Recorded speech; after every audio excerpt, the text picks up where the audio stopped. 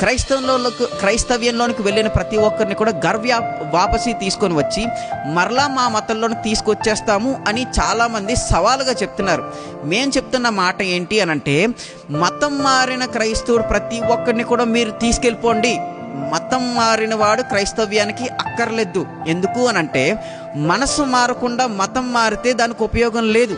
ఒక వ్యక్తి యొక్క మనస్సు మారకుండా, ఒక వ్యక్తి యొక్క జీవితం మారకుండా పేరుకు మాత్రమే క్రైస్తవ్య మతంలో ఉంటే ఆ వ్యక్తికి యేసుక్రీస్తు ప్రభుకి సంబంధం ఎక్కడా కూడా లేదు. యేసుక్రీస్తు ప్రభుని సిలువ వేసింది కూడా ఎవరో? క్రైస్తవ మతస్థులే. మతం ఒక వ్యక్తిని సత్యంలోనికి రానవదు. మతం ఒక వ్యక్తిని నిత్య జీవానికి చేరువ చేయదు. మతం తోటి వ్యక్తిని ప్రేమించేలాగా చేయదు. మతం ఎప్పుడు కూడా ఒక విద్వేషాన్ని కలుగు చేస్తుంది. మతం ఎప్పుడు కూడా విభేదాలను మనుషుల మధ్యలో పెడుతుంది. కానీ యేసుక్రీస్తు ప్రభు మాత్రం ఏ ఒక్కరి మధ్యలో విభేదాలు పెట్టలేదు, ఏ ఒక్కరి మధ్యలో విద్వేషాలు పెట్టలేదు. అలా పెట్టడం ఆయన చిత్తం, ఉద్దేశం కూడా కాదు.